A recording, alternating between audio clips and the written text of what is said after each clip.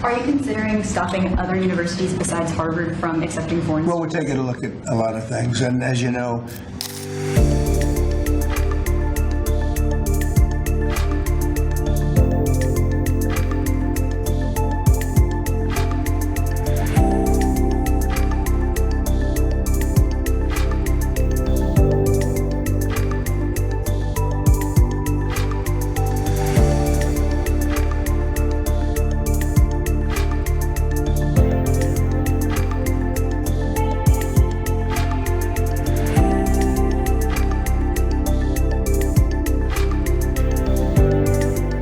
Are you considering stopping other universities besides Harvard from accepting foreign well, we're taking a look at a lot of things, and as you know, billions of dollars has been paid to Harvard. How ridiculous is that? Billions. And they have $52 billion as an endowment. They have $52 billion, and this country is paying billions and billions of dollars and then gives student loans, and they have to pay back the loans. So Harvard's going to have to change its ways. And so are some others.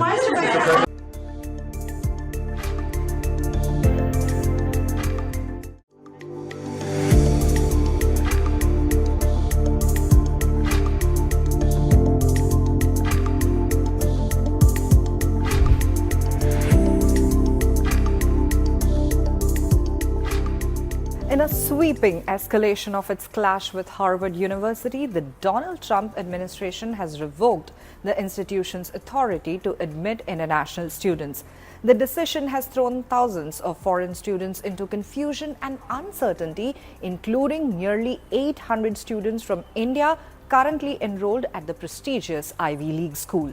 As part of the new order, international students already at Harvard who haven't completed their degrees are now being told to transfer to other US institutions or risk losing their legal immigration status. While those who have finished their coursework this semester will still be allowed to graduate, and the rest face an urgent choice: leave Harvard or leave the country. According to Harvard's own figures, between 500 and 800 Indian students and scholars enroll at the university each year. Right now, 788 Indian students are currently studying there, all of whom could be affected by the Trump administration's move.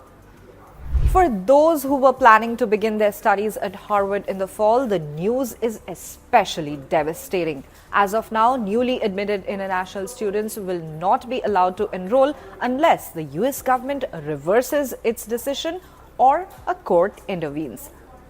The administration has given Harvard 72 hours to comply with a list of federal demands if it wants to regain its status as a host institution for foreign students. These demands include turning over a wide range of records such as disciplinary histories for international students and the audio-video recordings of campus protests. So far, Harvard has refused to comply with these requirements. In a statement released on Thursday, the university said it is working on guidance for affected students, but offered no indication if it would meet the US government's demands.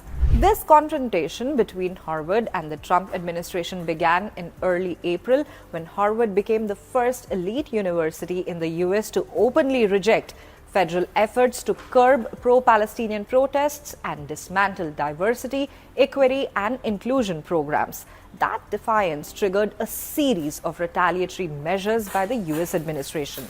US federal agencies, including the Department of Homeland Security and the National Institutes of Health, have since pulled major grant funding from Harvard, disrupting faculty-led research projects across the university.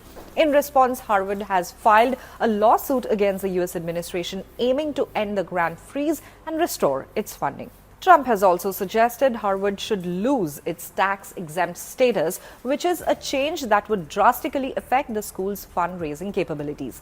Tax exemptions are a major incentive for wealthy donors, and losing that status could severely damage Harvard's endowment and donor appeal. Does the US government have the power to do this? Yes. While Harvard is a private university, the US government has jurisdiction over immigration and student visas.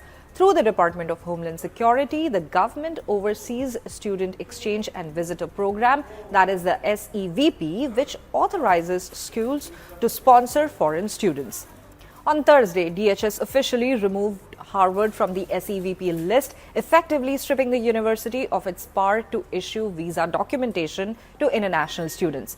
Without that documentation, foreign students cannot legally obtain student visas to study in the United States.